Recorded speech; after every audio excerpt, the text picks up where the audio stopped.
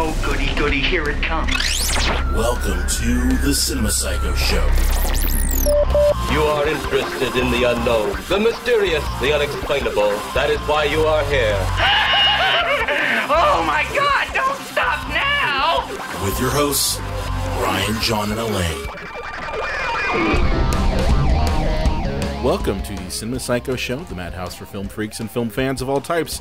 I'm your host, Brian Connington, joined by my fellow co-hosts and filmmakers, John and Laine Woolscroft. What is up, party people? I'm looking at you, I Brian. called them party people last week. You stole her line. I think I'm making a trend. I was ready to go positive with it. Nobody stole. I feel like I started, a fad maybe. No, we just gaslight her, Brian, into thinking I came up with it the whole time. Oh, okay. You're kind of the worst, as usual. Hey, guys, I think there's somebody else in the room. There is. There is, and it is guest day here on Cinema Psychos. And Brian, do you want to do the honors? I will do the honors. Yes, all the cred. The guest we have today on episode 55. Yes. I love how we're always not sure. Well, I just did a schedule, so I know. You know? We have a spreadsheet now. God damn it. We have spreadsheets? Yeah. Okay. I've shared you on them on Google on like 4 times. Well, in fairness, you updated my schedule. Yeah. Well, you came up with the topics, and I made it pretty. So, but anyway, just to make my point here, we're on episode 55, and we are joined by another filmmaker, PJ Gaynard. Hi! Goat Milk Fudge. Goat milk fudge, yeah, that's Which me. is delicious. Oh, it is, yeah. Have you had our goat milk fudge? You haven't No, had I haven't had yours. Yeah, I'm sorry I didn't bring you any. Do you actually have your own goat? It's goat the best milk kind of fudge? fudge. Oh, yeah. I'm not a big fudge person, but I will destroy goat milk fudge. Yeah. It's really good. It's Cool. my favorite. Yeah, there was a sign in Cannonsburg, PA, where I'm from, and we stole the sign. Yes. So we stole the sign. Like, basically, it was there the entire time I was growing up, and my friends and I would see it when we were driving by when we were in like high school, and I'd be like, "We should stop and steal the sign." And they'd say, "Absolutely not. That's against the law. We won't do it." And then, oh, fuck them. And then in college, I came home and it was like in the winter. It was snow everywhere, and I was like, nobody can stop me. Nobody can stop. Nobody can So stop I ripped me. it out of the ground with my bare hands. It was this giant pole and this big sign, and I shoved it in the car. And then when I got home, my dad told me, that's been there as long as he's been alive. Oh my God. You stole part of the town. I hope that you're happy. So You're like, I am Yes, happy. I'm very happy. I'm very Even happy. happier now. So a couple of years later, we realized they leveled the hillside and put in a BMW dealership. So I actually saved. You part of saved it. the sign. So for a moment, you were Bart Simpson cutting off Jebediah Springfield's head. And then he turned into the town hero. Yeah, Okay. it turned into town hero. So yeah. So but yeah, my wife makes goat milk fudge. It's not. I mean, we just give it out to filmmakers. You'd be surprised. Most filmmakers do not have time to make candy or chocolate confectionaries. So No, we don't. I've gotten free walkie rentals. I've gotten big time discounts on lighting packages Ooh. because I show up with fudge. I think Goat that's a milk good fudge. life precedent. Yeah, Just show up with fudge. yeah. That seriously is. I like that. But the fudge maker doesn't have much time to make fudge anymore because there's a 4-year-old and she's pregnant. So Oh, congratulations. oh, thank That's you. awesome. Yeah, yeah. So Awesome. that'll be baby number 2, which is all the babies we need. That is a good amount of babies. That is a You good got a amount of spare. them. Yeah. One and a spare. Oh my god. That's horrible. Amazing. It always starts that way, and then there's the one kid that's 10 years apart from all the others. It's just like, You were our surprise. yeah. So we have a little bit of a news. Guys, we bit have to get to a bummer first. news bit. Let's just pull off the Band-Aid. It's so sad. Yeah, let's bunker in. Usually we had a little bit of a light, fun tone on the show, but this one's gonna be rough. No real jokes to. Well, I mean, we could make jokes, but then we'd be monsters. This one's gonna hurt. So obviously, we won't cover too much of anything in huge detail, just because it's a lot of information, and this is enough after the fact that everybody probably knows. But Roger Moore passed away at 89. He had cancer, and his family made the announcement of his passing. I thought it was interesting. His service is going to be in Monaco, as per his wishes. I thought that was interesting. Well, when you grow up in England and it rains all the time, and the people have just gnarly ass teeth, and there's sugar in your toothpaste, like, you probably want to be buried in Monaco.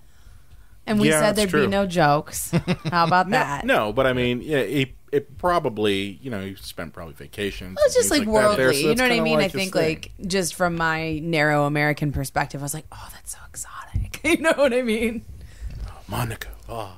He's the 007 that I grew up with. He was the 007 when I was, seeing my first 007 movies. I always think about him. And I didn't realize it was so many. And I think that's why you think of him probably. Well, actually, I just read that article where they said he made 7 Bond films, and I said, bullshit, he made 49 of them. It felt like there was just a chunk in there that was just unending amount of Roger Moore Batman? Bond movies. Where did that come from? Well, the thing is like he started off in the early 70s and then didn't stop until, what was it, like almost like early 80s? I think he did one or two in the 80s, and then they had Timothy Dalton take over. It was A View to a Kill with Christopher Walken as the villain. Yeah. Yeah. The Nazi test tube baby. Yeah. That's literally what Christopher Walken's character in the movie is. Which is really creepy, though, when there's scenes in A View to a Kill where he's like tucking in the main woman in the movie, and it looks like a father tucking his daughter in, and it kind of looks sweet in a way. And then in the scene later, they're going to Pound Town. It's like, oh, what happened? Excellent use of Pound Town. Yeah. But anyway, it sounded like it was a pretty sudden diagnosis. They said a short but brave battle with cancer, which seems to me like I imagine it just like came on kind of suddenly. But it's good that he's at peace and no longer so sick, because it sounds like he was pretty sick. So that's bummer number 1. And we're only going down. We didn't brace ourselves for this one. I would like to briefly mention, the bombing at the Manchester Ariana Grande concert, which was also an awful tragedy. Targeting young people is the most despicable thing I can think of offhand. And, it's really sad for all the families. And a lot of people were really hurt, when they say, I was reading reports, and I guess I was just being kind of naive. But, it said like 22 people had died. That was the last count that I had seen. And the injuries, they said, injured. And, for me, I don't know why I thought that was like bumps and bruises. But this one girl, her legs were ripped off. Like, jeez. They were really significant, injuries. So just an awful week. The one, in general, I guess you could say positive thing. It's not really positive. I was reading a story about how 2 homeless people who were just like panhandling out front of that Coliseum. Mm-hmm. They rushed in and were helping people. I saw that, and other people Yeah. saw them helping and now want to help them get on their feet, and they're paying like a couple months rent for them to like have somewhere to live. I mean, it's sad that you only pay attention to people who are homeless when they do something heroic like that. Like, honestly, there are people I see on Pittsburgh all the time who are doing that. And I mean, I was just this morning, I was, sitting in traffic, and I saw people just kept walking by, over and over again. But I mean, I guess it's good that situation. I mean, not necessarily that it happened, but that there were people there you were basically heroes. Well, you have to look for the good in that sort of thing, because it's just such a drag. But looking for the helpers, as Mr. Rogers always taught us, and looking for people who are, trying to do better and combat the horrible thing that happened in the first place, But yeah, so that I just wanted to briefly mention. And then the last story. Did you have to mention that one? I'm sorry, in the trifecta of despair. It's been a bad week. And I also sound awful, by the way, because I was at a conference over the weekend, and I've lost my voice like 3 times this week. So I apologize. We're not dealing with like my usual pipes. But the third story is so Zack Snyder is stepping down from Justice League. And I had no idea, but in March, his daughter killed herself. They kept it pretty private. Yeah, I guess so. But when he had to step down, he kind of had to give he had to say why, I'm sure. His wife stepped away as well. She's also a producer on the film. And so they handed it over to Joss Whedon, which I think is very interesting. Now, there's a few reshoots that need to be done. And then, of course, he'll be overseeing all of post-production now, because most of the principal photography is over. That's my understanding. And he had been brought in to do some script writing. Had some he? reshoots, yeah. Did he? Oh, okay. So he was already sort of partially in the process, in the pipeline. So it's not so weird. And then, of course, it's Joss Whedon, so it's not so weird. I mean, nobody's mad about it being Joss Whedon. I mean, obviously, the reasons for this are totally, horrible. But Yeah, a lot of people don't realize that Joss Whedon, as much as he writes his own material, he's like a script fluffer, script polisher. Puncher. Toy Story, X-Men, a lot of movies he's brought in to hey, put some zingers in here, make lighten this up, make these characters a little more unique or interesting. A lot of people in Hollywood do that, and he's kind of one of the A-list people to do that. I don't know how it's going to be with him replacing Zack Snyder, considering Zack Snyder's movies are these rainy, funeral-filled Instagram filter movies. Yeah. Well, I mean, and Joss is not that. It's Avengers meeting Batman versus Superman, and I don't know if those two will make a pie. We'll see, because I found that the early, leanings of the plot and everything for the movie, I'm not encouraged. Batman v Superman was the worst movie I saw last year, hands down. It may be the worst movie I've ever seen. I really hated it. I hated it a lot. Really? That's saying a lot. I really hated it. I mean, I didn't like it either. I've seen some bad movies, though. I mean, really, the worst movie you've ever seen. Worse than Topsy Turvy. It made me not want to see. Topsy Turvy. That's my bar none. That's the movie I said I could get up and leave. Well, it made me never want to see another comic book movie again. And it's made me, I have PTSD now on comic book movies, because I'm like, they're going to make me feel the way that made me feel. Oh, you went and saw Logan and you were doing a jig. Well, Logan was great, and I knew it would be great, but I mean, there's no end to how bad Batman v Superman is to me. I mean, it was the worst thing I've seen in a really long time. What about the director's cut? Is that better for you? I only watched it the once. I didn't go back. I didn't go back. I didn't do that to myself. I just saw it recently, and people are like, oh, you need to see the director's cut. It's worse. And the thing is, I'm like, okay, this is everything?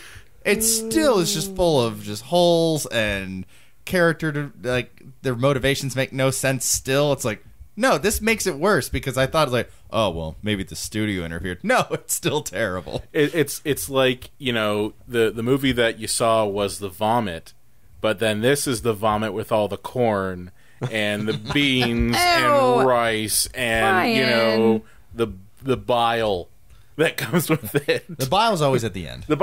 Guys, come on. But, yeah, I mean, honestly, my thoughts on the whole situation, I did want to see Zack Snyder step down, because I think he did a shitty ass job with Batman v Superman, but I didn't want it to be this way. Nobody did. No one does. I can't stand him as an artist. I think his work is, pretty and meaningless, which is horrible. His stuff has no content, but I wouldn't wish what happened to him on a Kardashian. So, obviously I wouldn't wish that on anybody, but he did The Watchmen, right? Yeah. He did. That one I liked. I didn't hate The Watchmen. That was the only thing where I was like, okay, that one was all right. But except for that gratuitous, I'm never going to turn down a gratuitous sex scene, but man, that scene lasted a long time in The Watchmen. oh, that one made me feel really funny. I remember that one. I remember watching that, and I was like, I should not be in public watching this. This is bad. But he also did Sucker Punch, for which he can never be forgiven. I want to see the first cut of that sex scene where it's like, Zach, this is 46 minutes long. Yeah, it is. Dude, I'd watch that too. I don't give a shit. We gotta hold on this. I need more ass. But those are kind of our downer stories. So yeah, it was like a rough week, guys. I'm sorry. Really we had to get through it, and just Thankfully, we have a wonderful episode today, a retrospective on the career of Powers Booth. Is that it? No, he just passed away. Is that no? Is that not? I wish you could all see us just blankly staring at John, trying to be polite. Hey, not you know working. what? Roger Moore died, but so did Powers Booth. Okay. I'm sorry. We could talk about more dead people if you want. That sounds really awesome. I mean, I wasn't planning on this being the dead people. I'm sorry, guys. I'm sorry. I mean, we had to get through it, but that's the news for now. We'll throw it to a nice little bit for the Epicast Network. You guys can check that out, and we'll be back, and I promise we won't talk about depressing stuff anymore. So stick around. We'll be right back.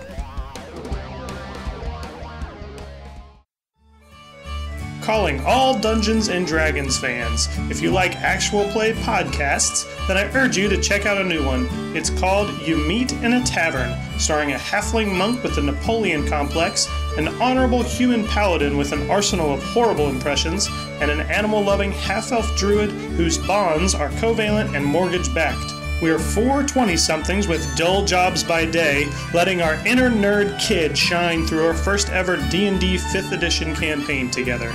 Come listen to our quest on iTunes and follow us on Twitter at YMIA Tavern. That's You Meet in a Tavern, because every good story starts in a bar. Hey, thanks for listening to the Epicast Network show that you're listening to right now. Isn't it great? Yeah. Come on. Thanks for listening to anything. Exactly. You could be listening to normal radio like a pap, and you're not. You're listening to things like a computer like a grown person right now in 2015. My name is Sean Collier. This is my co-host, Aaron Kleiber. Mm-hmm. We have a movie review show. It's called You Can't Handle the Truth. It's more than that, though. We get to be fun. Yeah. It's about everything. But you know what we do? You know, there's a lot of movie reviews in the world. But a lot of those people, they don't know you. They can't relate to you. And you know what their dreams were, like when they were in high school, was to go to NYU, and they didn't.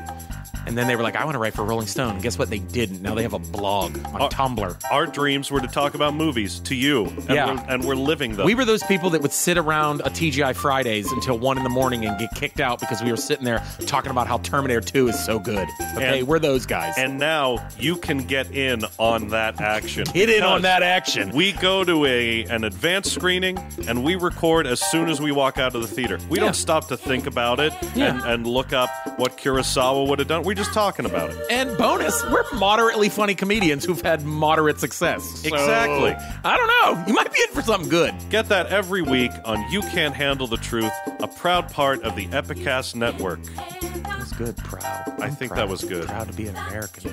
Listen to us. Now, back to the show you chose to listen to.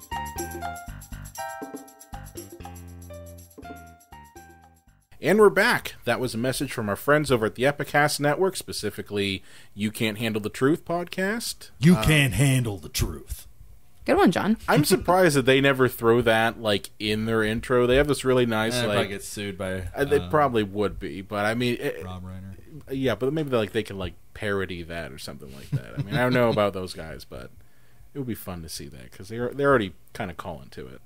Yeah, I mean, that's such an infamous movie line. You can't, Yeah, you can't not use it or mention it at some point. So just throw it in there right at the end. But yeah, great shows over there. You Can't Handle the Truth. Obviously, movie 1 Does Us Hold Up. Drinking Partners. Those guys are always awesome. And us. That's right. We're kind of awesome too, guys. We are. So, for our main segment today, after talking about death and destruction and more death. Hey, we're moving on. It's okay.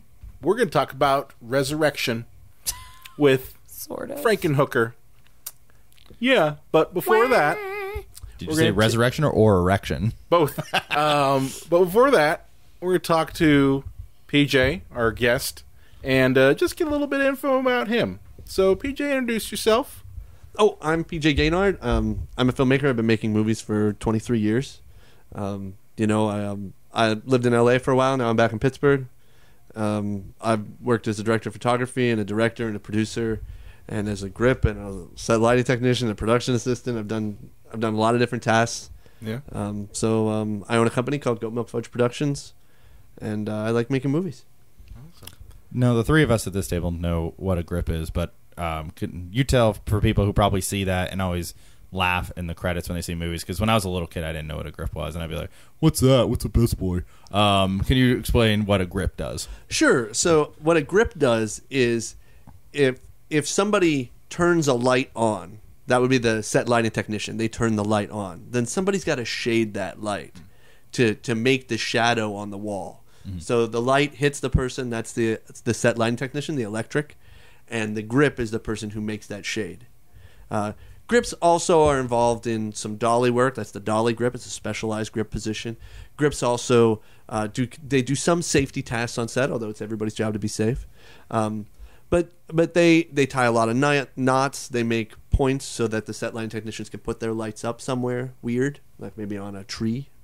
They would help make that safe or make that exist. So that's some of what the grip does. Dealing with a lot of clamps and light stands and ballast and all sorts of fun shit. No ballast. No, you guys don't. Okay, I've been on indie films that have kind of they've blended. Oh yeah.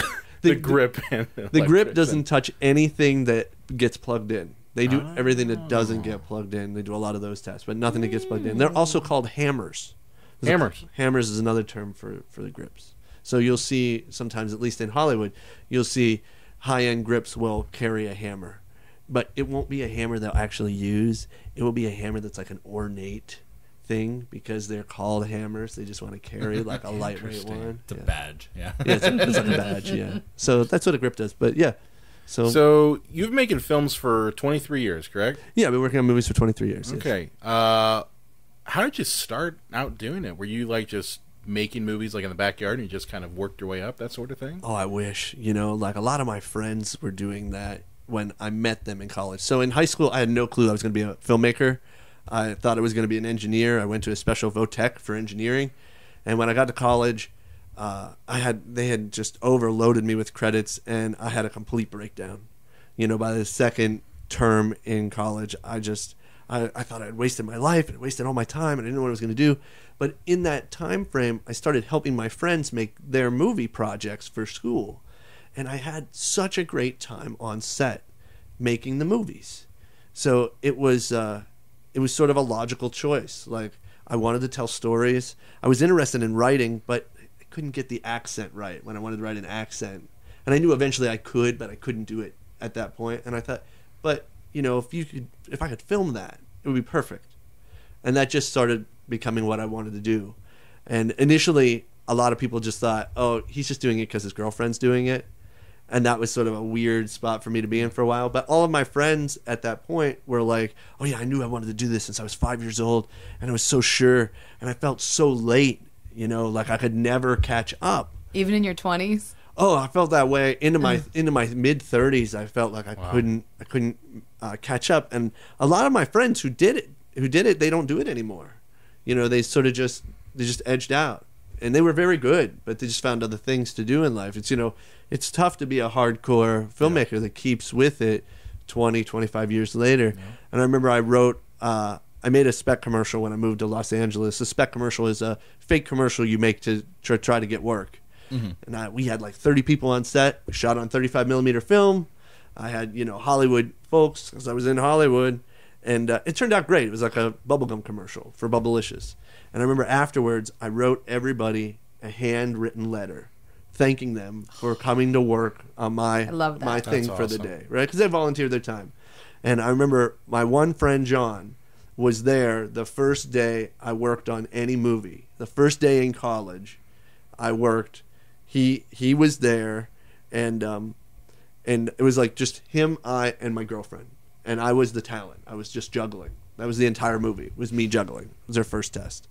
And I remember I wrote John a handwritten letter, and I just said, thank you for believing in me. I still feel like I'm trying to catch up to all the guys from college who've been doing this forever, like him. Yeah. And he was like, I got that letter, man. And I had some tears. That was a good letter. Oh, that's awesome. So, yeah. I've been doing it for a while, but not as long as some. So what was your progression of shooting? Did you start on 8mm, 16mm? And on SVHS and 16 millimeter in college, those were our first tools. It was a Bolex, and no sound, but then SVHS as well and VHS. Mm-hmm. So we had to cuts only, where you had to lay down control track first. If you guys remember, yeah. So it was much harder to edit in that fashion. Non-linear is so easy, but I think it makes people edit. They're willing to cut together anything and then go back and revise. When you edit with film, you can't do that. You measure twice, 3, 4 times before you cut once, and you can I think you can feel the frames go by better on film because you can physically see them go by in front of you, so you can see you can count the frames and how fast they're going, and of course you can't do that in video. It's not quite the same. Yeah. I've unfortunately never actually worked on physical film. I've done tape. And I've done linear editing on tape, like deck to deck, which I think that's kind of like the middle ground between editing on film and editing non-linear. Yeah. Because it's still sort of the same process. You have to like, you got to like know, okay, how long is that clip that you have to use, because you got to put the in, put the out, plus play, record, and put onto the program tape. You know, because I mean, for me, I came from a TV video background. It wasn't directly just film. That's all I wanted to do. But you know, coming from that background, you kind of have to do whatever the hell they have. So, but it's the same sort of thing. You know, it's kind of easy. I have students now that I teach, and they're like, "Oh, I just shot a bunch of shit," and I'm like, "Well, did you review half of it?" And they don't, because they're just picking and choosing once they get into non-linear. You know, because they just go in like, "Oh, okay, this works and this works," and they're not really like learning that you can take bits and pieces of different takes, kind of make them work for you. You know, that's kind of a skill that you learn doing linear, because you only have so much. I remember the first time my friend Josh, I sat down to... Yeah, everybody edits differently. Mm-hmm. No two people edit the same. And I've been editing a long time, but I still sit down next to other people and I watch them edit. And I'll be like, hey, what did you just do? Like, I've never seen that before, even though I've been using this program forever. But I remember I sat down with my friend Josh, and I took so much care. And it was very freeing to watch him and understand how he edits, because he has no fear. Like, just like, yeah, I'm just going to boop, boop, boop, boop, boop, boop, boop, boop, boop. And you're like, but... And he's like, it doesn't matter. I'll fix it in the revision. I'll just fix it later. Just boop, boop, boop, boop. And sometimes I'll get so much into my own head that I'll you know, it's like, what do they say? You know, if you see the dragon all whole in a single glance, it'll burn you to cinders. Mm-hmm. You know, that's like me all the time. I'm thinking about this like Excalibur, right? And I'm thinking like that instead of thinking like, look, just give it a shot. Just try something. And then even if it's wrong, you'll fix it later. That's true. I mean, honestly, like with technology, you know, you're never just, oh, I'm done with the movie. Oh, no. You could jump back to it 10 years later, screw everything up again, pull a George Lucas, and there you go. Yeah, you know. I wonder if you were going to mention George Lucas there. Of course I was. Even at this level, though, I think it's dangerous. You know, you want to keep going back and constantly tweaking. I think that temptation's really high. I know. Anytime like I do a screening for my thesis, I'll go to like, you know, like render like a fresh new copy and everything, and I'll look at it and I'll be like, maybe I can move that around, or I've never really liked how that worked. You know, you could do it forever. I mean, you would never be done. You could absolutely keep going back all the time, I think. I've been thinking about that lately, and there's actually a new problem with that. So Adobe Premiere, which is a common tool for many people to use. That's what I use. So they've got Adobe Creative Cloud. Mm-hmm. And Creative Cloud is great. It's the level 1 program to use. It's not the only one out there, but it's a good one. The problem is as they've been offering the updates, they've been losing certain plugins along the way, calling them obsolete. Yes, that's been happening to me. So you could actually render out a new file and lose some of your work. We're going to get to a spot where you're going to open up a file and half of the work you've done isn't going to, like, the effects that you've put on, so like audio effects are not showing up, and you have to watch very carefully. You have to really listen to your whole project. If you could imagine an extremely intricate project, you could get into a situation where you're like, I don't remember. I'm going to have to really redo this now. So the renders are going to be a real issue. Wow. Soon. Well, I think at that point it just becomes a matter of where filmmakers are not only going to have to render out you know, whatever format their final project is, they're also going to have to render out an EDL or XML file to go along with it. Because of that, I mean, those have stuck around to the point where, you know, EDL, XML files, you could throw them into Final Cut, you could throw them into Premiere, you can throw them into that. And those kind of are, at least, you know, kind of an edit decision list of sorts. But those effects, those plugins... It depends. The XMLs kind of will hold to them. It's just how does that program interpret, you know, that though. But you're absolutely right. I mean, some specialty effects you might throw on that were just with Premiere or just with After Effects, get thrown out the window. Because when I could think of a speed grade. Oh yeah. You know, I was teaching speed grade. You're getting a little deep cut here. You remember we got a wider audience than like strictly filmmakers. You're getting a little deep here, buddy. This is very specific. There are some people in the car right now going, huh? Well, let me just get my point across, and then I'll end it. All right. Okay. I was teaching speed grade for 2 semesters. Got word that they were getting rid of certain things like dynamic linking between Premiere and speed grade. which saves time on rendering. You literally aren't rendering because it's just going between two programs. They got rid of it. Now I have to find a new way to teach it. It actually forced me to go to DaVinci Resolve, which is another color grading software. Well, that was my point. Well, I will tell you, if you're editing out there, you really need to look at DaVinci Resolve. It really is good. DaVinci Resolve 14 right now. Is it 14? Yeah. They were at 12.5. They just had a 14 beta. Yeah, they skipped 13. Yeah. Completely. I don't understand why, but they just... Boom. You would think with a company named Blackmagic that 13 would be like super lucky. That's probably why they did it. But they skipped it. So 14 has got incredible sound options, incredible editing options, and it's free. Absolutely free. There's no reason why any of your listeners shouldn't be downloading DaVinci Resolve right now, at least as a secondary editing tool. And even if you didn't want the free one, they dropped the price of it to $299. It used to be $1,000. And now it's $299. What do you get for the? I mean, you can do 3D for the paid version. How many people are out there? I mean, somebody is out there going like, "I got to make another 3D movie," but most of the people are like, I mean, you can get up to even in the free version, you get up to Ultra HD, which is I think pretty good. You know, pretty fine. Well, before we dive into our movie, I do want to mention you also teach as well, right? That's right. Currently, I'm teaching at the Community College of Allegheny County in Pittsburgh, PA, and they just dumped a ton of money into their new film technician training program, certificate program, which they're going to make into a 2-year program. That's awesome. And basically, they're trying to make film technicians. They're trying to make crew members. Great. That's so fantastic. Not auteurs, but they've dumped about $300,000 into the program already.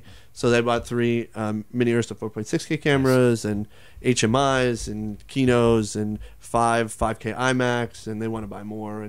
But also they want to teach the other part of filmmaking that nobody seems to teach, which is this is how you build the set walls, and this is how you do all the construction of the props, and sort of that angle, because they're really trying to be a feeder for local IATSE. That's good. So and that is really important because, you know, that's really what you want to go to school for, you know, because even if you value yourself like, you know, I'm the next Trudeau, I'm the next Fellini, good luck going to Hollywood and being like, I'm the next great director. Enjoy bussing tables. Like, you want to learn, you know, crew set skills so you can actually make a living that way. And then if you really think you're the next visionary, make your own film, you know, independent film, and then try to get in the door that way. But you're really going to get jobs being a grip, you know, setting up, you know, lights and, you know, and any number of jobs. That's going to pay the bills in this industry. Well, I think that's where a lot of people, the best people I know who get an opportunity, what they do is they're doing 2 things at once, right? They're never giving up on themselves, right? They got to make their own work. And I believe in that. But then at the same time, they know they got to help out somebody who's smarter than them. They've got to develop, you know, mentors. And the best way to develop a mentor is to work for that person, right? Get a job and let that mentor pay you, right? And if they take any interest in you, and they should, if they're a good mentor and if they're a good boss, they're going to take an interest in you. And then sometime they're going to say, like, what are you working on? What are you up to? Like, and they're going to be there and give you advice. So that's a great middle ground to be in. So I'm working for somebody who's better at it than I am, and I'm doing it myself, and I'm getting the best of both worlds. And so I think that, you know, we're always going to end up doing a little bit of that. So don't scoff at being a jib boom operator, okay? You got to get in that door somehow. I mean, I met a lot of people by, you know, gripping, and I was a dolly grip on a Steel Town film project. They just kind of threw me in there like, hey, you look like you're strong. Go do a dolly grip thing. I'm like, okay, I've never done it before. Yeah. But that is where you learn not just how to work on a film set, but just the politics of a film set, because that's not something that any school I've ever seen teaches. They don't tell you, you don't just go up and talk to the director just because he's there. Like, there's a hierarchy, you know, there's a person you report to directly, just like in any job, you know, and no one really talks about that. But, you know, something like a film technician training program will go over that so that you're not going in, you're not honestly making a fool out of yourself. Oh, we're definitely talking about all that stuff, and the union contracts, and we've got classes in cinematography and production management, and we're teaching EP's programs on production management, and the budgeting program, the EP software program, Movie Magic for budgeting and scheduling. So, we're trying to hit every angle, trying to brush them up so that they can be a PA, but then also bump up into second AD and first AD positions, but then at the same time teach them how to be a grip and electric and a first and a second AC, and we're trying to work on every spot and some spots that I don't know about. Like, I'm not the construction guy, but the other guy who I work with, George Jaber, and the whole program is his idea. Mm-hmm. He's really talking about all of that construction and art department stuff. Awesome. Awesome. Where can people find more information about that? Well, they can go to ccac.edu, type in FLM, and it'll show right up. Awesome. We'll definitely throw our I hope some of our listeners will go to that and hopefully enroll. That would be great. I just want to live forever so I can take classes forever, because all that sounds so awesome. Does. Just want to live forever and just always take classes and have 18 degrees and 14 certificates. But you can live forever. Never Come die. with me, my girl. And have all of the knowledge. Awesome. So we're going to dive into our review now of the quintessential 1990 classic Frankenhooker. I asked all of you guys to watch it because I was kind of surprised. Define quintessential. I mean, quintessential being that this type of movie did not exist. This time Brian made us watch a terrible movie. Did. Which, as I said, we were talking about this last week, and I asked them, I'm like, have you guys ever seen Frankenhooker? And they're like, what the fuck is that? Rightfully so, yeah. I feel. And I'm like, you've got to see this. Like, it's a bad movie. So I guess this is kind of in our pantheon of utter shit. What would you guys say? I mean, I know, Elaine, you're looking at going, yeah, it is. We're killing two birds with one stone here, I think. Yeah. Interview and a pantheon. Interview and a pantheon. It's pretty great. Which pantheon of utter shit, just so you know, PJ, it's kind of our rogues gallery of terrible. In which we pick these really bad movies and we kind of hold them up and say they're great for X. Usually it's a lot more fun than this. I disagree. I disagree too. I disagree as well. Oh, come on! I'm glad we brought PJ on, because now he's backing me up on this. I'm with you guys. I knew I would not like this movie, and I wasn't wrong. But if you guys liked it, I'm happy for you all. So, John, since you watch it, do you want to give a synopsis of it? Well, you never do the synopsis, Brian. No. I feel like we should. Do you want me to do the synopsis? You made us watch this fucking movie. I think you need to earn it. Well, yeah. Not to step on anybody. I'm sorry. I'm sorry. My bad. Movie starts with a bitch getting run over by a lawnmower. That's how we start, folks. Most unfeminist thing I've heard in a long time. Don't stand in front of it. And, yeah, just gets completely destroyed. And then we cut to our hero, who one of the first things he says is, I am now void of life. I can't understand right from wrong. I have no empathy, and I don't understand what is okay or not anymore. And he's saying this to his mother. And his mother says, do you want me to make you a sandwich?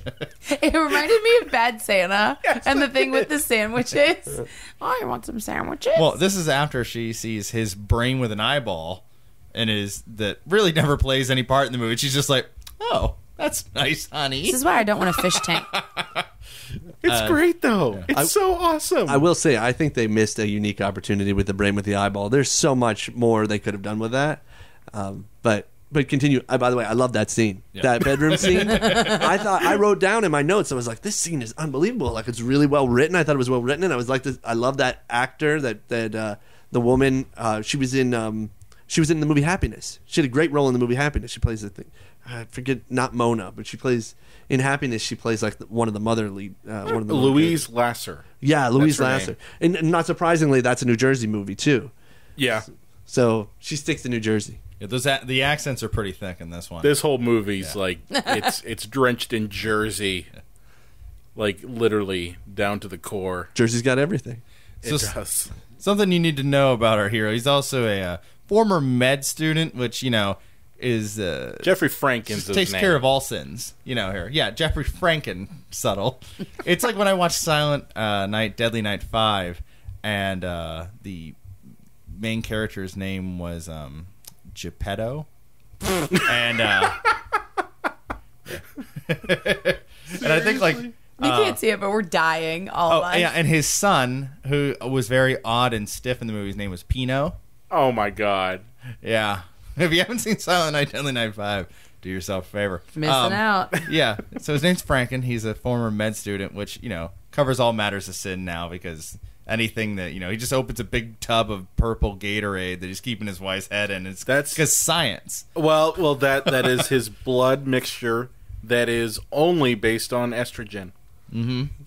Can't revive men, and that comes into play later in the movie. That's not how science works. This movie is not how science It's is. not how lady parts work. Laine, I'm pretty sure I saw Mr. Science or Mr. Wizard growing up, This where isn't- he explained that's science. This isn't how any That of is- this that's how works. science works. I want Neil deGrasse Tyson here now.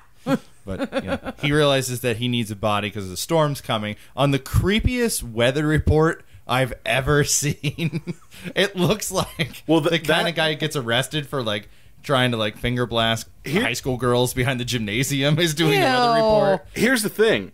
That's a horror host. That explains it. Okay, that's a horror host, and they did that to kind of pay homage to a lot of B movies that do the same sort of thing. Like Night of the Living Dead had Chili Billy as a news anchor. He was a horror host, so it kind of he was believable. Right. Well, he was also a news anchor for real. Yeah.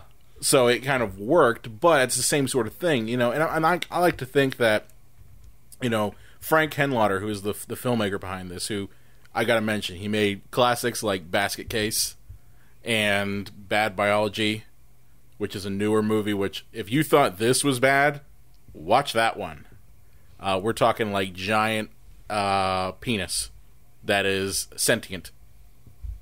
You can't see, but Brian has his hand out in a half Nazi salute because apparently a straight palm is a dick. Like a baby holding an apple. There we go. Right Now there. we got a fist. Okay, but the point I'm trying to get across is just I lost my point.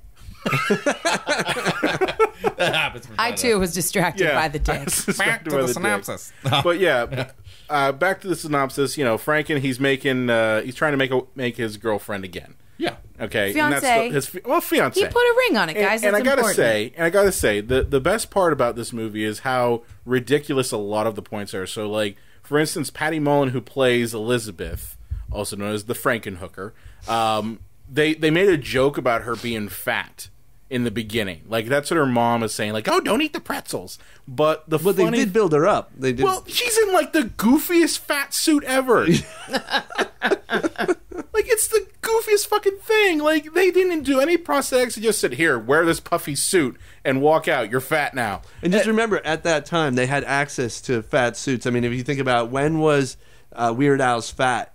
That was 1988. Yeah, so 2 years past that technology, they had access to potential, but I don't think they had as big a budget for absolutely not. effects. They were pretty low end on the quality of effects. In Purple liquid costs a lot. Well, I thought the art direction in the film was great, and the color use was incredible. Absolutely. I mean, they were going for a really gritty, graffiti, nasty grossness, New York City, and they did it. That's the one thing I love the art direction in this. But you think it was? I thought it was clean. You thought it was clean? Yeah, I thought the colors were so pastel. Maybe it was just I watched it via Amazon, and it was so crystal HD. Oh, yeah. Did you guys watch it on YouTube? I watched it on YouTube. I found it. Brian discovered it. Yeah, I discovered under his it. couch. I watched it on YouTube like an asshole. And keep in mind, all of our outside the industry listeners, our guest today is a director of photography, so we're actually getting a nice, different look than we normally do. And I mean, he's talking about visually, I could see where you're coming from. Obviously, I watched a really shitty version of it, but I think that the framing was competent, and I thought that the production design could have been a lot worse. I thought there were some moments that were really good. Well, I think if we're talking about B movies and you consider B movies, and I don't want to stop your summary forever, but Hey, just to dump this in the middle of it, if you consider movies like The Room, the movie, right, is not very good looking. No, no. We talked about The Room. Birdemic, not that great looking. It's so good. How dare you? How about, have you guys seen Ben and Arthur? No. Oh, gotta check out Ben and Arthur is batshit crazy, and I love it. I love it. It's batshit crazy, and it's sort of like a movie that's sort of like it's a homosexual love story with a very weird twist. Oh, awesome. So at any rate, you consider those films, and they don't look that great. And then when you look at Frankenhooker, and I think this looks, I would say it's better shot than even like the Rocky Horror Picture Show. I think that's definitely a valid point. That's the one thing with a lot of Frank Henenlotter's films that I've noticed. Mainly, he goes for very bright colors contrasted with very, kind of dark but at the same time comical, subjects. Like, you look at movies, it almost reminds me a lot of Trauma stuff. But not nearly as bright and colorful as Trauma is. Like, you see, like, Toxic Avenger, and a lot of those things are just kind of, like, over-the-top ridiculous. This is over-the-top ridiculous, but it's also dealing with very, like, darker types of subjects. Like, bringing people back from the dead and using hookers' body parts. So, but that's kind of, I guess I'll jump back into the synopsis. So, Jeffrey's trying to make his girlfriend again.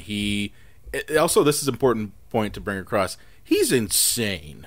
Like, literally fucking crazy. He takes a drill to his head, and a literal drill in his head to relieve stress and come up with ideas. Brian, I don't think you have to point out that he's insane when we talk about he's got his wife's head in a Gatorade bath. No, but there's insane. And having dinners with her. There's insane, and then there's fucking insane. Okay, like Frankenstein. What's your line here? My line is drilling into the head. Yeah, and I was missing blood from the drill into the head. No blood. Yeah, no blood. You can drill into the head as much as you want. No blood. No blood. Okay. Your own head. So, Brian, what you're telling me, Elaine's coming home. She gets decapitated. I just fill up the bathtub with red wine and just sink her down, bring her up every couple of days for a nice romantic ceviche. Yes. That's insane. If I start drilling holes in my head, I'm fucking insane. If you put me in alcohol, aren't I the ceviche at that point? Fair enough. Just blew your mind. Yeah, but I guess my point is, like, I watch a movie like, the original Frankenstein, from James Whale, and, that type of movie, yes, you can clearly tell that Dr. Frankenstein's insane, but he's not taking drills to his fucking head. And, like, that's the thing, is, like, they took the insanity thing and upped it another notch beyond just mad scientist level. Wait, you can't have air holes in your head, by the way. No, you can't. No. You can't. Your head doesn't need ventilated, okay? That's how Dahmer got his walking zombies, you know what I mean? So they would, he put drills to their heads so they'd walk around the house and kind of loosen themselves up like veal calves, you know what I mean? Because they would just kind of walk and stumble into things, and he'd loosen them up and make them juicier before he'd actually kill them. I did not know this. It's pretty dark. Made my stomach hurt a little. I'm not gonna lie. Oh, and frequent bone zoning. Yes. What's bone zoning? It's John's infant word for having sexual intercourse. Oh, okay. Oh, good to know. That's it. Yeah. Okay, good. Yeah, a lot of that. I hate you guys so much.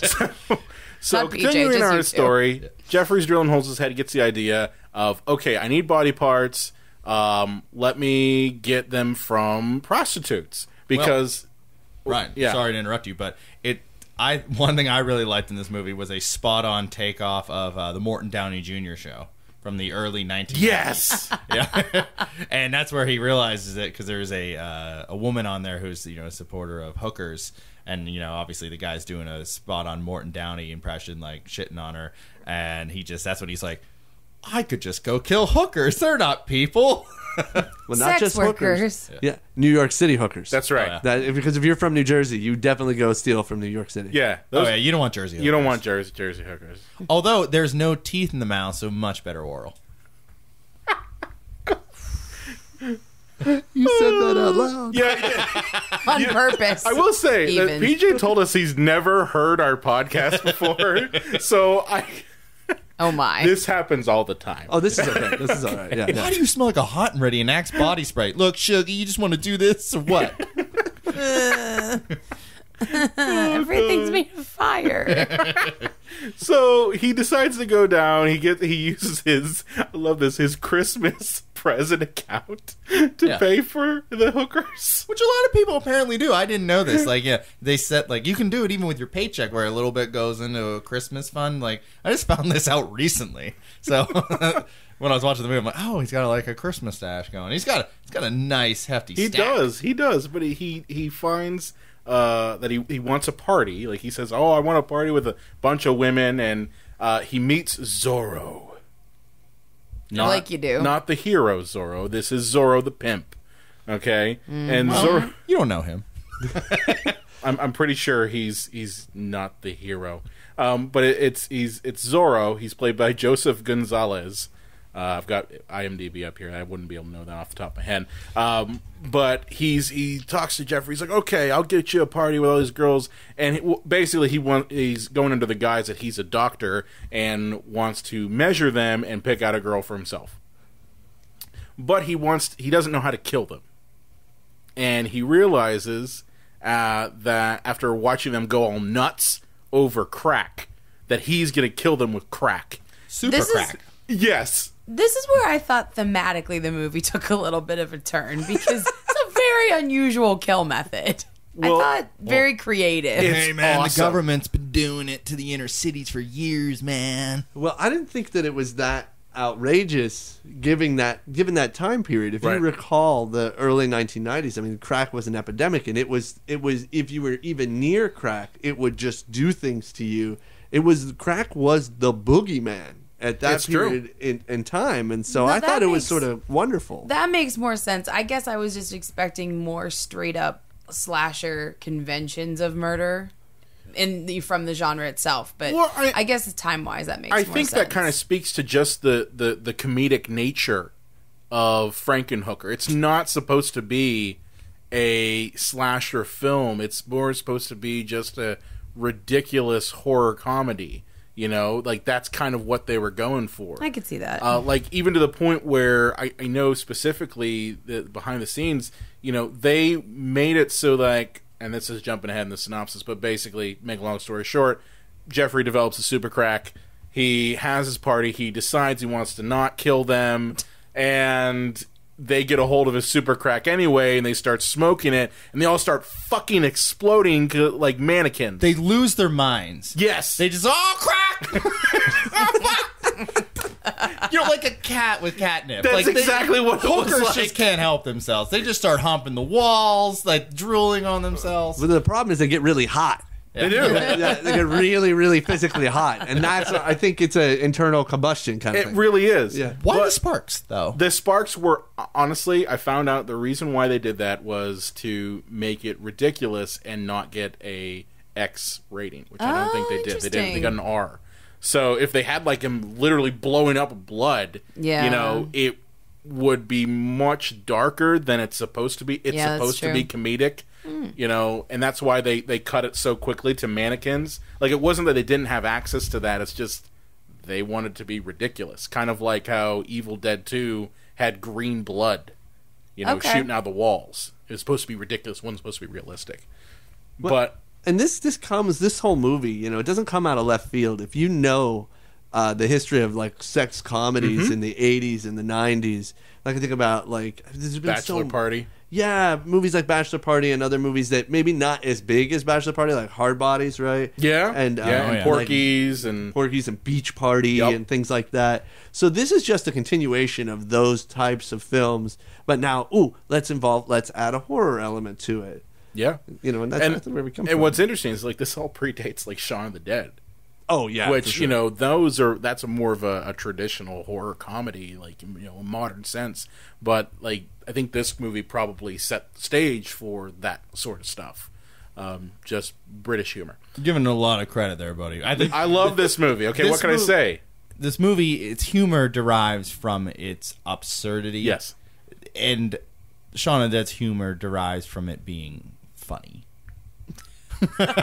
Being like really well crafted. Yeah, coming from someone who loves Birdemic as much as you do, I love their failure.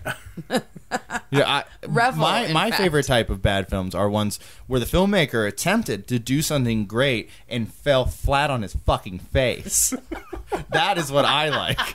You know, this movie, while I did enjoy it, it was clearly made to be an exploitative, insanely crazy film intended to, rile up one half of its audience and offend the other. You know what I mean? And they did a hell of a job at it, but they knew what they were making the whole time. They knew it was ridiculous. So this is like we said, this is more of a B movie, as we had a whole episode dedicated. It's more than it is like a bad movie. I don't think this is a bad movie. That's what I'm saying. Oh, you think it's more of a when we're talking pantheon of other shit like that? Those are usually bad movies. This is more of a B movie. Yeah. There is some self-awareness, I think. Oh yeah, there is definitely that.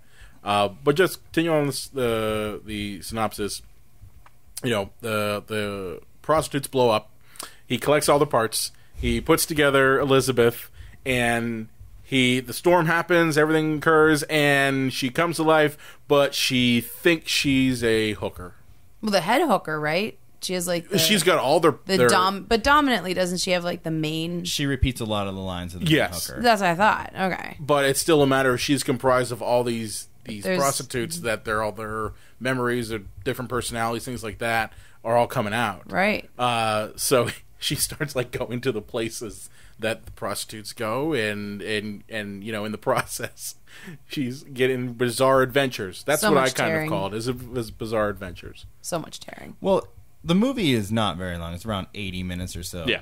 And it wasn't until about minute 48 that the Frankenhooker decides to join the party, So at that point, we better hedge our bets and just have her start killing people and doing crazy stuff and hilarious stuff. It's like any action, like any superhero movie that only has one or two action sequences, and then the last hour is an action sequence. We just better pad the whole third act as an action sequence. That's what they kind of did with this movie. Yeah. Just get her out there and start killing. But it's the thing she gets involved with, she finds some little guy with glasses initially because she's like, want a date? Looking for some action? And this guy's like, oh, yes. And he's excited because he's like, I know this place. I'm going to go here. I'm going to have some fucking sex. And he gets his head ripped off. Which one? That's what you get. That was the little guy. No, which head? Probably the big head. The big one. But he seemed happy about it, didn't he? He was. He's like, oh, yeah, that was great. Yeah. What a way to go. This brings up two important points, though. Number one, what part of the body do you derive your memories from, right? How much of you is you? So if I replace your arm, are you still you? Yeah, oh, yeah, I'm still me. How about your other arm? Still me. And your legs, still me. And your whole torso, I remember your liver. Oh yeah, I'm still me. So it's just the head. This movie says no. It's every part of you is part of you, and if I replace your hand with another hand, some of those memories go with it. That's almost spiritual, isn't it? Well, a lot of Frankenstein movies play around with that thinking. You look at Mary Shelley's Frankenstein from 1994. Not exactly the best version of Frankenstein. But there's a scene where Robert De Niro is talking with Kenneth Branagh, and he's like, did you know I knew how to play this flute? He's like, what part of me is that from? Is it from my hands? Is it from my mouth? Is it from, this brain? How did you take into consideration what parts of me are comprised and what the ramifications of that is? So it's not a new thinking. It's something that Frankenstein in particular has always played around with. What part of us is us? Right. And the idea of soul. But as it becomes more realistic, right? It seems like we're seeing things change all the time. People are replacing faces. Yeah. They're replacing arms and legs and no problem, and you still feel like the person inherently, it's almost like the head, right? It's the head. Yeah. Are you talking about Nick Cage and John Travolta and that documentary I saw? That is a documentary, right? Yeah, it is. But I had a second point, which is purple boobs. What? Yes, yes, purple boobs. I am perfectly okay with this. I'm cool with that. There's not a problem with that. Boobies. It makes sense scientifically. She's doused in purple goo, so shouldn't she kind of be almost pickled? Mm-hmm. Laine's just shaking her head I'm staying out of this fucking movie. I can tell I have a dookie expression. I can feel it. I smelled something bad. You've been kind of quiet so far. Just letting you guys enjoy. I don't want to ruin the party. I know. If she's brine, that means she's kind of pickly, kind of vinegary. That means you go downtown, it's like chicken wings. Oh, I just threw hell. up. I'd just run out space down there if that was the case. John. What? Well, your head would be ripped off, both of them. Or you get electrocuted Big or and blow little. up or some shit like What a that. way to go. you I wouldn't know if I was coming or going. I mean, that little guy was like, that's exactly what he was like. He was like, what a way to go. But to make a long story short, because the movie is fairly short, Jeffrey eventually gets her back. She gets her head kind of chopped off by Zorro. So, like, all this lightning and shit just flies around. He just, like, finds her, tilts her head back in. She's all right. Walks her back to his mad science lab in his mother's garage. And, shoots her with electricity again. She comes back up. But this time she remembers. And she remembers the accident. She is, at first, like, really into the fact that she came back to life until she looks at her body and asks, what the fuck did you do? Because she realizes that, one, Jeffrey kind of idealized her in this idealistic image and then killed all these prostitutes for, to bring her back to life. And she's comprised of all these people and has all these things going on in her head, all the voices. So, then Zorro cuts off Jeffrey's head and Zorro weird shit. Yeah, Zorro is kind of a dick. He really is. Although, I mean, he killed, our hero killed a gaggle of his, hookers. So, is it a gaggle of hookers? A murder of hookers? Is he a hero if he murders people, though? You said our hero. Well, he gets it. He gets it. Our in the end. There protagonist. you go. He gets it in That's the end better. in the most ridiculous way. Now, a school of hookers. there you go. School of hookers. Write that down. That's They our just next swim movie. by. But he gets it in the end in the most ridiculous way possible. So it's important to note here that when Jeffrey was building the Frankenhooker, he had a lot of extra parts. And he kept promising to the parts. Like, that was the thing. He was talking to the parts. Like, oh, don't worry. I'm going to build you again. I'll get you guys all squared together. And then my thinking is, well, you're obviously using parts of them. Are you going to kill more people and replace parts for them? I mean, that doesn't make any sense. But he puts them in the purple goo, and lightning strikes the refrigerator full of purple goo to the point where it becomes a sentient kind of mutant boob hand monster. Like, I'm not kidding. This is literally in the movie. This is the end of the movie. But the hand monster, boob monster, basically goes after Zorro and eats him. I mean, all I could think of was like when the boob monster comes out. I just wanted to be like, girl, same. Like, I just like current mood and just a picture of that. Like, same. Yeah. Oh, and then there is the end. Which, do you want to talk about the end? You do it, brother. Oh, come on. Do it. Okay. You So kind of took the synopsis over. So I didn't mean to take the synopsis over. That's okay. But the point, at the end is, Elizabeth wakes up Jeffrey, and Jeffrey thinks, oh, he must have got attached to, Zorro's body, because that's kind of what you're thinking. Like, oh, Zorro's dead, use his body. But then you realize, no, the estrogen, the formula that Jeffrey uses is estrogen-based. So he's on top of this prosthetic female body with, again, purple tits. 2 thumbs up for Two purple thumbs up tits. for purple tits. Yes. And he's just like, where's my Johnson? So I'm assuming you were laughing at that point. That 'cause you're was my like, favorite yep, part. That's the best part right there. That was my favorite part. Hey, purple potatoes are some of the best potatoes that you'll ever have. So, purple titties, right in line, I guess so. That was the weirdest thing. That was John. kind of Thank you. bizarre. You Grape equated juice, tits to... grapes themselves. Like, So you're saying all purple things? Mm-hmm. Purple dildo up the ass? This you is took purple. that to an interesting place. John was over with food. You went Yes, I to did. dildos. Yes, I I did. mean, I don't want to hate on it, but it was very bizarre. And dildos come in all colors, Brian. I don't know. John doesn't see color, especially in his dildos. Yeah, but But yeah, this fucking movie, guys. you really got nothing. I mean, I don't know. Like, I would like to sometimes sit down and really look at the B-movie genre as a human and as a feminist, because I didn't like the violence against women. I didn't like treating sex workers like they're not people. You know, I mean, those are very traditional things to me that I look for, you know, especially in modern entertainment, you know, but then there's part of me that's like, no, like this is its own thing, and like that's not really a thing, but like at the same time it's out there and it bothers me. Like a lot of these exploitation films are just not as fun for me. You know what I think this movie was missing for you? Is that Weekend at Bernie's thing. Like, where the one guy's all about, like, we'll just carry Bernie around, pretend he's alive, and then the one character who's kind of supposed to be, like, as the audience, like, oh, fuck, I don't know.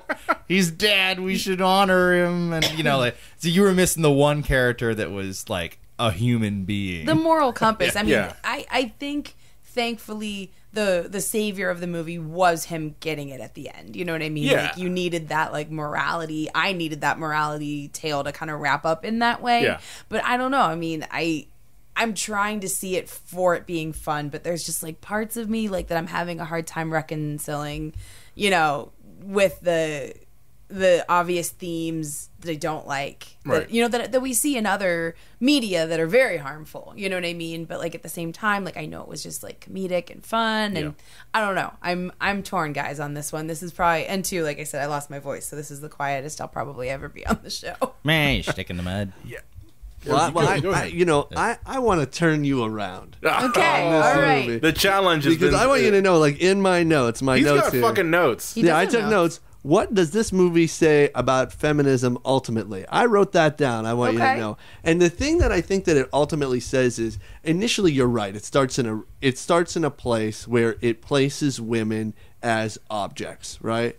You know, and you never really understand why he even loves his fiancée, because he doesn't seem to really connect with her initially, although he does miss her, right? But then when I look, once the Frankenhooker is created, then I see what the Frankenhooker is saying and how weird the Frankenhooker is acting, and it is almost like throwing it back in your face. Like, look at how you're asking me to act and how weird it is. And she's like walking down the street and she's like, rah, rah, rah.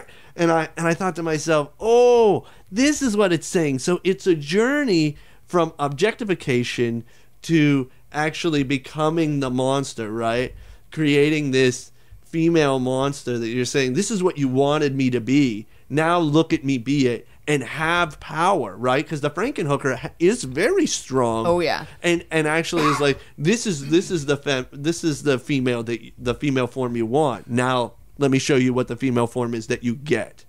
Plus, it's also interesting that, you know, when Jeffrey is trying to chase after her and is like encountering her, he's repulsed at what she's doing. Like he's like, she shouldn't be doing this. She shouldn't be doing that. So it's kind of in that same regard, you know. Yeah, what you shouldn't be doing, but what you are doing. Well, because women are going to, any woman is going to do what she wants to do, not what you want her to do. Yeah. Now, see, why didn't I just watch the movie with you? That would have solved all my problems, and I'd have felt a lot better about it. And what is the ultimate end? That the protagonist, the only way for the protagonist to live is to live as a woman. Yeah. Right. So it's like I did like that a great deal. Yeah, he gets his just desserts. That's does. the thing is that's the way I look. Guys, at it. I feel better about it now. You do? Good. See? You set me straight. My favorite part of today's episode is how we keep saying the title with such sincerity and what we're talking about. Like, I think the auteur theory for Frankenhooker can be. We have said it very seriously. No, we keep saying Frankenhooker like it's nothing. We're desensitized now to that title. We're immune. Yeah. We're immune to it. I did say quintessential classic. Yes. Okay, I did kind of say that. I actually like the film a lot more now. See? So. There you go. What else did you have down on notes? I'm just curious if I missed anything.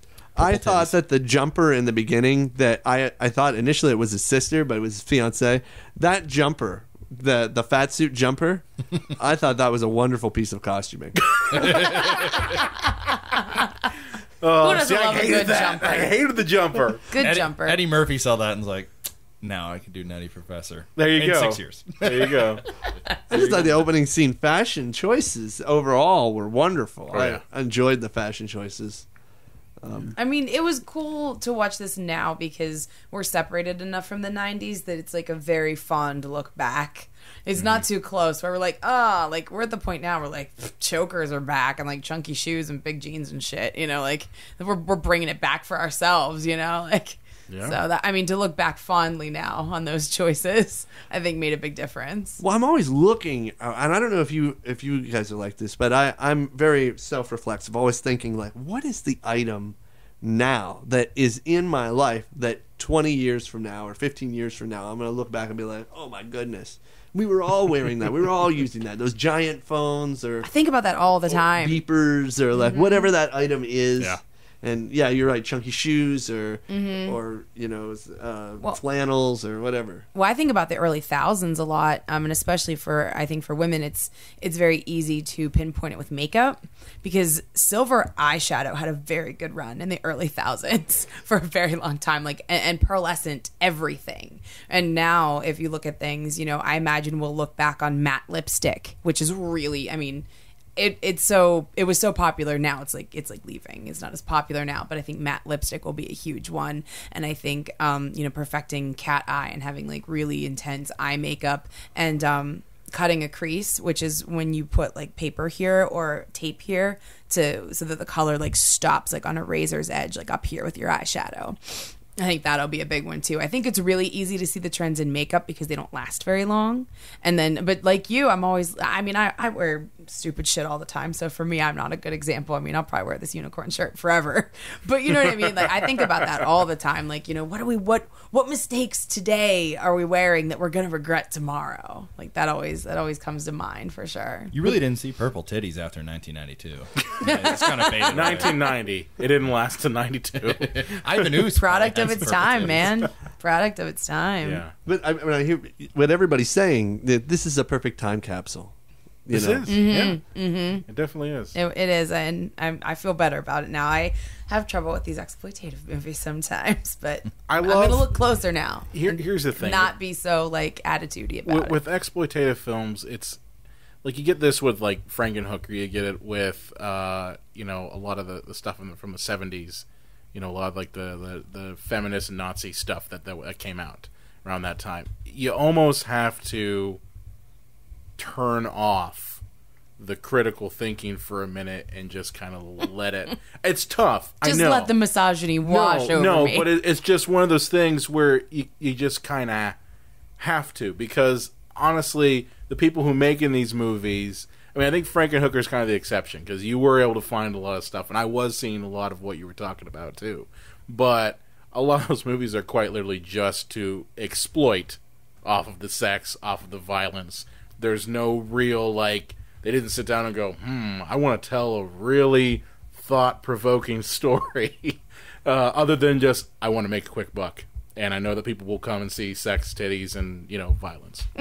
But don't the best movies, there's some, maybe not the best movies, but some very good movies, what they do is they take a genre and they say, all right, this is the genre. I must succeed in fulfilling the tropes of this genre, but then I'm going to pour something new into it. I'm going to try to, like, take the genre and twist it so that I still can pay the bills, like, I can still get it released, but I can shove into that something new or my own opinion about life somehow. Oh yeah, and the ones that do that are the ones that last.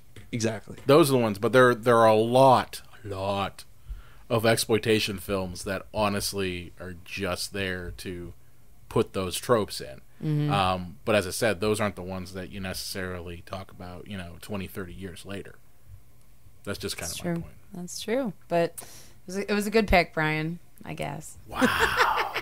You turned me around. He got you to say that. I know. I can't wait for Dracula Slut. Dracula Slut. Is that a real clever movie? name, is it? I don't think that is. No, I Damn. just assumed. Damn. See, Were Whores would have been good, but Ooh, been a good one, but yeah. Well, there's Edward Penis Hands. There is. we can't really do that. pornographic That's just straight out porn. It really is. Didn't you guys do Edward 40 Hands in real life once? I did that. Yeah, John did. I never did that. No, I wasn't sure. I thought it was just John either way. But for our audience, especially for teenagers and young children who should not be doing what you this. want to do is the idea is you duct tape two 40s to your hands, and you can't go to the bathroom until you've emptied both 40s, and then somebody will remove the 40s from your hands, and then it's a very good way to get alcohol poisoning. You just killed like probably I was 20 years old. 2 of our listeners. You were 20. Because I hope only 2 of You them mean you are were ones 21, John, the legal drinking age in America? Nah, I was in Amsterdam. That was Okay. All right. Awesome. All right. Awesome. Fair enough. Good talk. Good talk, son. So, PJ, where can our listeners find you, your films, all that stuff? Are you on social media? Oh, sure. I'm on social media. You can find me on Facebook and on Twitter. I think if you look on Twitter at Goat Milk Fudge. I have a company website. Okay. I have a company website, www.goatmilkfudgeproductions.com. Of course, on Facebook, if you look up Goat Milk Fudge as a company, it's there. Although I don't update it nearly enough. You just have to friend me for real.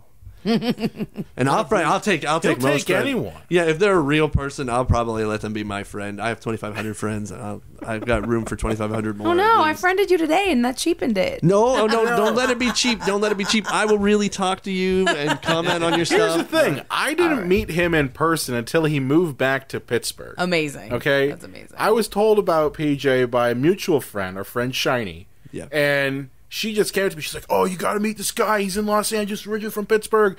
You guys would be awesome." And she was right.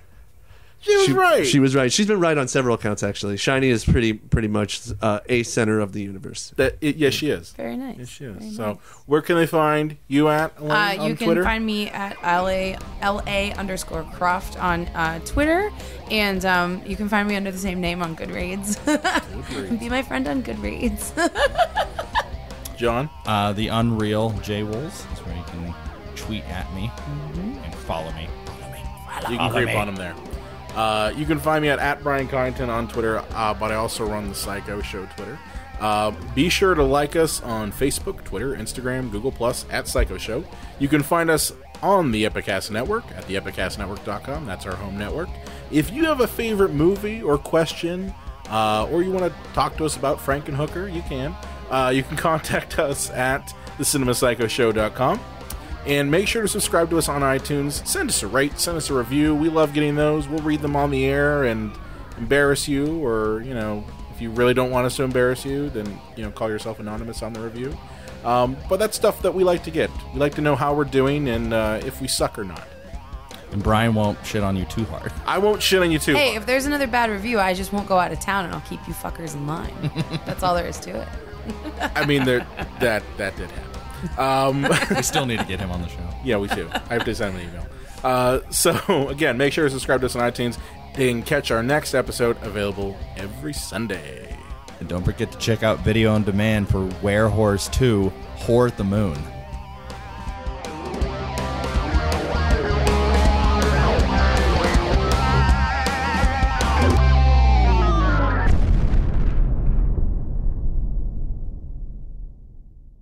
Epicast.